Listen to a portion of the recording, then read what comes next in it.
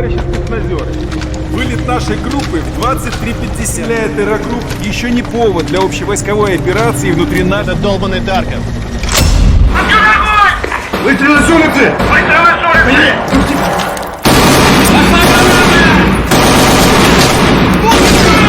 Один на мне, на окнах!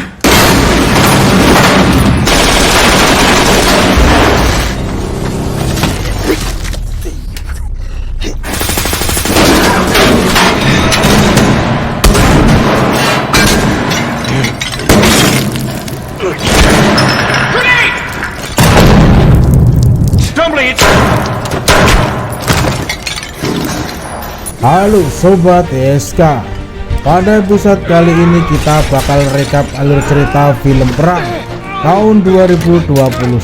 Dalam film ini mengisahkan tentang konflik bersenjata yang melibatkan dua faksi perusahaan militer swasta yang terjadi di kawasan Norwich yang merupakan zona ekonomi khusus di perbatasan antara Rusia dan Eropa. Dirilis tahun 19 Mei 2021 dan diganjar dengan rating 4,2 dari 10 bintang berdasarkan situs IMDb. Dan ini dia alur cerita film Escape from Tarkov Red.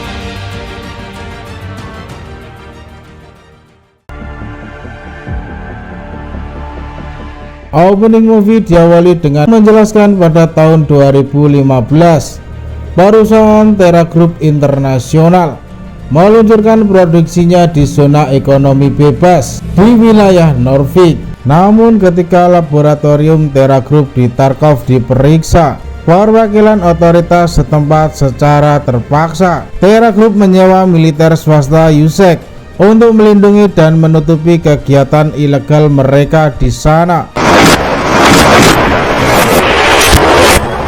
Di kediamannya, Skip terlihat berkemas barang yang akan pergi untuk menjalankan misi tugas. Namun di saat itu nampaknya tunangannya sudah tak tahan lagi dengan kehidupan mereka.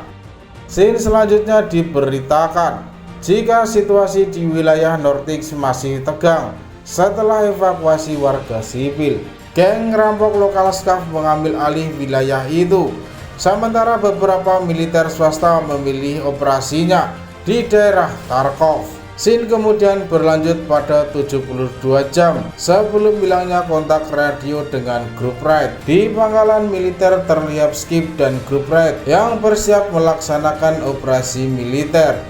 Mereka kembali diberitahu oleh komandannya terkait aturan pertama yang tidak diperbolehkan mereka berkomunikasi dengan siapapun, termasuk keluarga mereka. Setelah itu mereka diberitahu jika mereka akan segera diberangkatkan pada jam 23.50 malam ini. Tugas misi mereka dikirim ke Tarkov untuk menyelidiki kegiatan ilegal Terra Group. Scene kemudian berlanjut di kota Tarkov. Di sana Skip dan kawan-kawan yang tengah berada di wilayah pabrik Polychem memantau area sekitar memastikan semuanya aman. Namun tiba-tiba di luar terlihat satu orang anggota geng lokal SCAF. Ia menggeledah jasad tentara USEC dan mengambil beberapa barang. Setelah memastikan area sekitar aman, mereka kemudian bersiap untuk melanjutkan perjalanan. Namun saat satu rekan Skip kembali memantau anggota SCAF, rupanya anggota itu menghilang, tidak berada di sana. Dengan sigap satu rekan Skip bergerak mencoba untuk memeriksa. Namun dor dekat.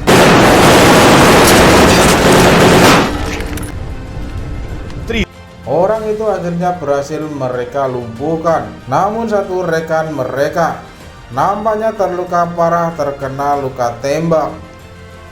Lalu tak lama kemudian, tidak jauh dari tempat mereka, terlihat pasukan militer swasta USEC datang ke sana dan langsung melepaskan tembakan.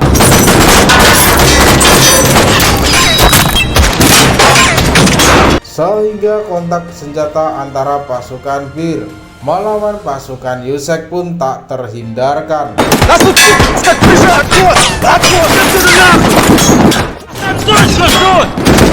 Антону через желез! Тебе точно говорю! Они специально...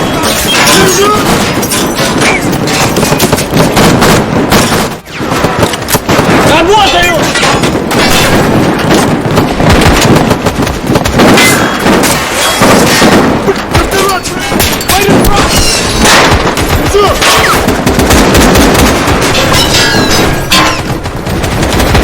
Готов! Как ты, брат?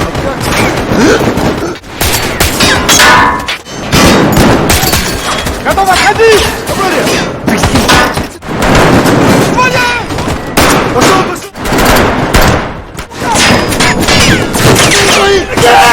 Ну, пацаны!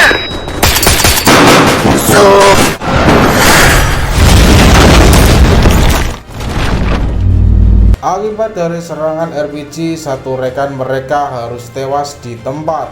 Terpojok dan kalah jumlah, pasukan Bear akhirnya harus bergerak mundur, meninggalkan tempat itu untuk mengamankan diri. Jauh ke belakang mereka terus bergerak, lalu kembali berkumpul sembari memantau dan memeriksa area sekitar. Scene kemudian flashback kembali ke pangkalan militer 4 jam sebelum keberangkatan grup raid ke kota Tarkov. Skiff dan grup raid di briefing oleh komandannya yang mengatakan jika di kota Tarkov saat ini tidak ada warga sipil. Di sana hanya ada gang lokal Skav, patroli dan militer swasta Yusek. Sekarang ini semua orang percaya jika perusahaan Terra Group adalah kelompok yang tidak berbahaya. Mereka memerangi kelaparan di Kenya dan menciptakan teknologi mutakhir. Namun berdasarkan hasil investigasi, kita di sini cukup sadar jika Terra Group adalah yang bertanggung jawab atas semua kekacauan ini. Namun karena tidak adanya bukti yang kuat, sehingga dunia belum mengetahui tindakan ilegal yang dilakukan oleh Terra Group. Kembali ke masa kini, setelah bergerak mundur, Skip dan rekan-rekan memasuki fasilitas administrasi Polikim dan komplek perumahan di kota Tarkov. Dengan perlahan mereka bertiga bergerak maju. Beberapa anggota Skav yang terlihat dengan cepat mereka lumpuhkan. Sementara itu di luar terlihat beberapa pasukan Yusek bergerak masuk mengepung mereka. Rekan-rekan Skip lainnya yang melihat itu dengan cepat bergerak masuk untuk membantu mereka. Anggota Skav lainnya yang melihat Skip dan rekan-rekan pun langsung melepaskan tembakan, sehingga kontak senjata pun kembali terjadi.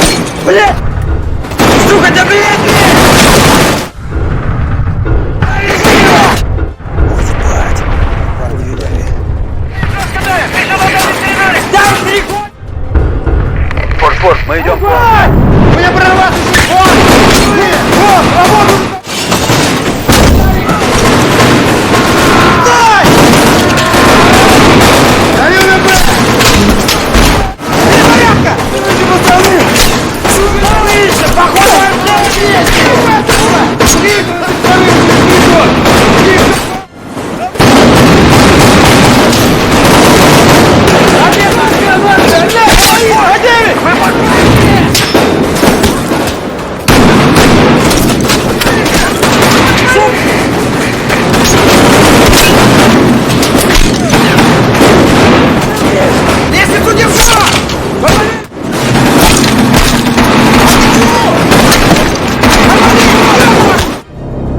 Scene kemudian flashback kembali ke pangkalan militer 4 jam sebelum keberangkatan grup raid ke kota Tarkov. Saat itu komandannya menerima pesan video dari tunangan Skip.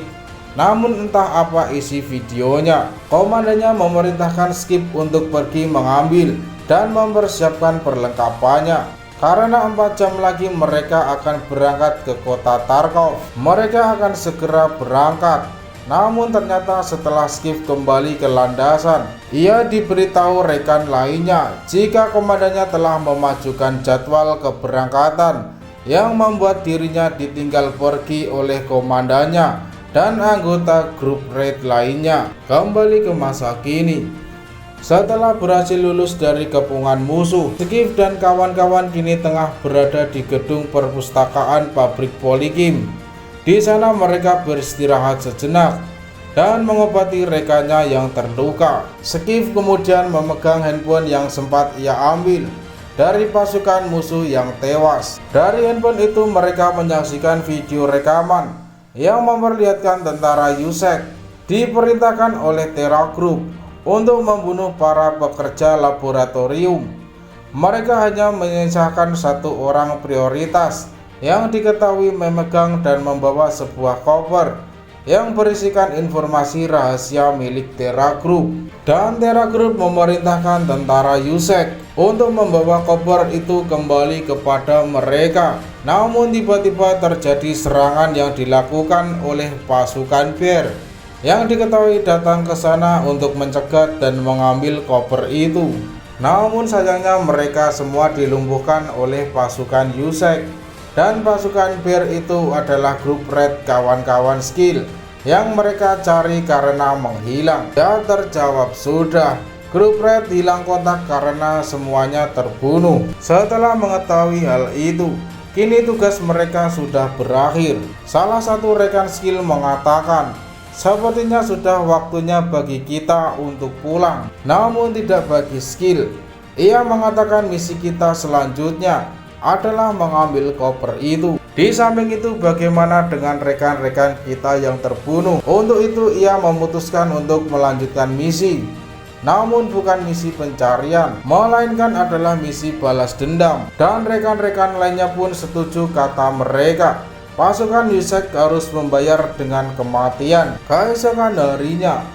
Mereka pun mendatangi markas pasukan Yusek, berkumpul dan mengatur plan skenario titik-titik serangan, mempersiapkan persenjataan lengkap dan alat komunikasi.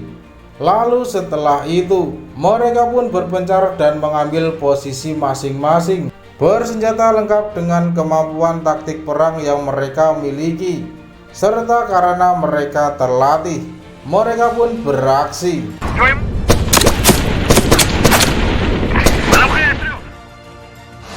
Proceed. Repeat your...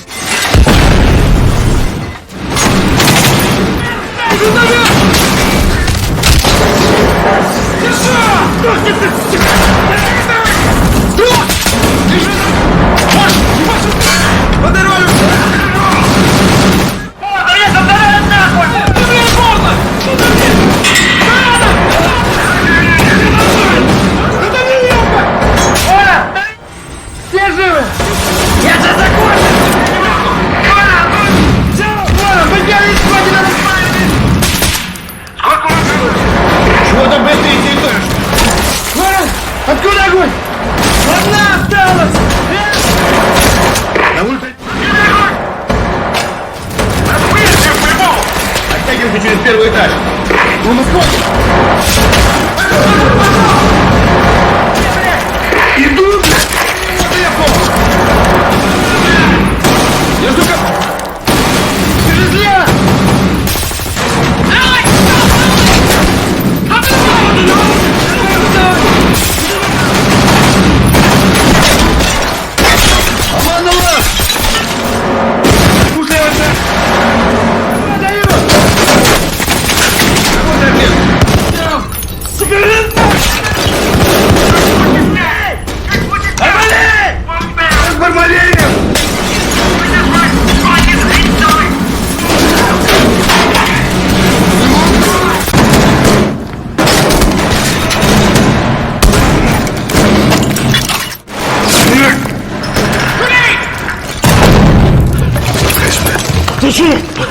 Clear! Clear!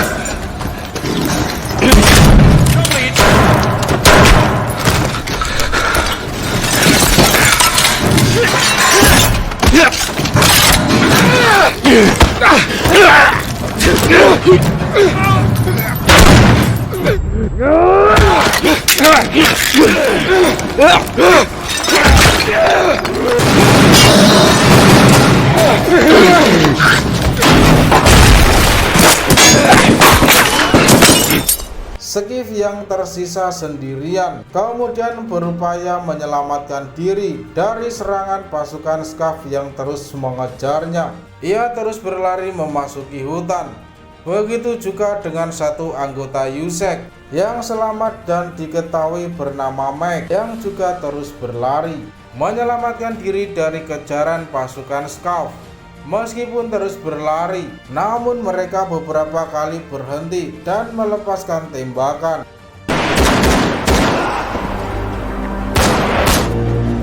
Yang menewaskan beberapa orang pasukan Skav. Ia kemudian memutuskan untuk bekerja sama, menghabisi semua pasukan Skav yang mengejar mereka. Singkat cerita, di malam harinya, mereka berdua memasuki sebuah bangunan, beristirahat di sana dan mengobati Skif yang terluka. Di malam itu yang tentu saja Skif harus tetap waspada, karena ia saat ini bersama dengan anggota Yusek yang telah membunuh rekan-rekannya. Lalu pada kesempatan itu, Skif mengaktifkan handphonenya dan menemukan pesan video yang dikirim oleh komandannya sesaat sebelum komandannya dan grup Red hilang kontak. Video itu dikirim oleh tunangan Skif ke komandannya, karena sejak di pangkalan militer baik Skif dan timnya tidak diperkenankan mengaktifkan handphone. Untuk itu tunangannya hanya bisa mengirim pesan ke komandannya dan meminta komandannya menunjukkan video itu ke Skif. Namun sesaat sebelum berangkat, komandannya yang telah lebih dulu melihat isi pesan video itu akhirnya memutuskan untuk tidak mengikutkan Skif dalam misi mereka. Nah, untuk itu dari sini kita baru paham mengapa komandannya dengan sengaja memajukan jadwal keberangkatan dan meninggalkan Skif di pangkalan. Pesan video itu rupanya adalah pengakuan tunangannya yang memberitahu Skif jika dia memutuskan untuk rujuk dan menunggu Skif pulang, karena ternyata saat itu ia tengah mengandung anak Skif. Karena kelelahan, Skif beristirahat dan tertidur pulas. Lalu setelah bangun dari tidurnya, ia kemudian mendekati Mick yang sedang tertidur. Ia membuka tas Mick dan menemukan koper milik Terra Group yang mereka cari. Singkat cerita, keesokan harinya, Skif mendatangi pelabuhan wilayah laut militer swasta Exfil di kota Tarkov. Tujuan ia datang ke sana agar dia bisa pergi meninggalkan kota Tarkov. Namun rupanya ia tidak diterima dengan baik. Ia kemudian memutuskan mendatangi pos perdagangan wilayah laut Ogrizo. Ia datang ke sana untuk mendapatkan tiket keluar dari kota Tarkov, dan sebagai imbalan ia akan menyerahkan koper itu kepada mereka. Namun mereka sama sekali tidak tertarik. Menurut mereka koper itu milik perusahaan Terra Group dan mereka tidak membutuhkan koper itu, sehingga Skif pun diminta untuk segera pergi meninggalkan tempat itu. Namun setelah Skif pergi, mereka menghubungi perusahaan Terra Group dan memberitahu perihal koper milik mereka. Scene selanjutnya, Skif yang berada di suatu tempat tiba-tiba ditemui oleh Mike yang marah dan meminta koper itu diserahkan kembali padanya. Ia menjelaskan jika koper itu berisi dokumen rahasia semua eksperimen Bioterra Group. Menginginkan koper itu karena mereka akan menciptakan kekacauan terkendali dan Tarkov hanya permulaan. Mendengar itu, Skif mengatakan ya untuk itulah mengapa koper ini menjadi target operasi misi mereka, karena koper ini akan diserahkan ke otoritas setempat. Namun Mike mengatakan, apakah kamu percaya sama pemerintah? Koper itu harusnya diserahkan kembali ke Terra Group. Namun setelah mengetahui rencana kegiatan mereka yang akan membuat kekacauan terkendali, maka ia berubah pikiran. Untuk itu ia meminta Steve untuk bekerja sama dengan membawa koper itu pergi keluar dari Tarkov dan menyerahkan kepada media independen agar dunia tahu tentang tindakan ilegal dari Terra Group. Singkat cerita, mereka berdua kemudian bergerak mendatangi pos perdagangan di wilayah Laut Ogriso, bergerak maju dan langsung melumpuhkan beberapa penjaga di sana. Skiff kemudian mengambil ID card milik salah satu penjaga yang mereka lumpuhkan, yang ternyata mereka semua adalah bagian dari orang-orang Terra Group. ID card itu akan mereka gunakan sebagai kunci akses untuk masuk ke pelabuhan wilayah laut militer swasta Exfil agar mereka bisa keluar dari kota Tarkov. Setibanya di depan pintu masuk, Skiff menggunakan ID card itu dan hasilnya mereka pun diizinkan untuk masuk. Setelah diperiksa di pos pemeriksaan, mereka lalu diantar masuk ke dalam. Namun tak lama kemudian, pelabuhan itu diserang oleh tentara pasukan SCAP. Namun tampaknya SCAP dibantu dengan pasukan khusus yang entahlah dari kesatuan mana tidak dijelaskan dalam film ini. Namun diketahui tujuan operasi pasukan khusus adalah untuk mengambil koper itu.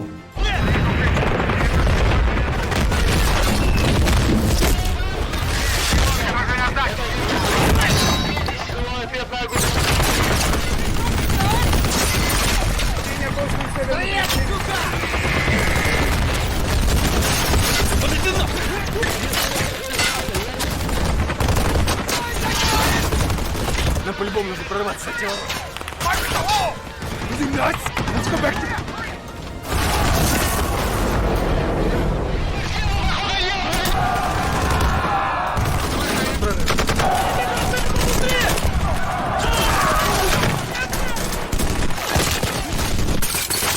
Свои!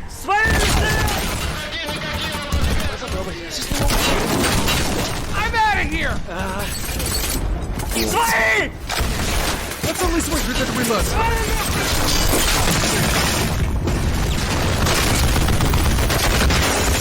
Mike dan Skiff yang terjebak di tengah-tengah pertempuran mencoba untuk terus masuk.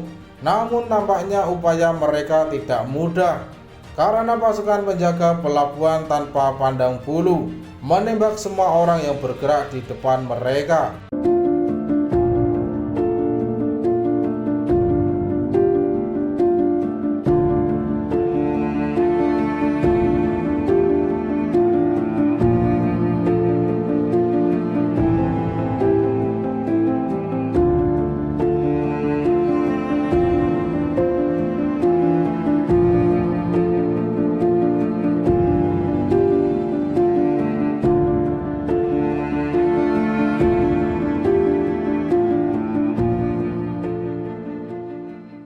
Scene kemudian berlanjut pada keesokan harinya. Diberitakan PBB mengadakan pertemuan darurat atas eskalasi lain di wilayah Norfolk. Tembakan dan ledakan terdengar di daerah pelabuhan selama 24 jam terakhir.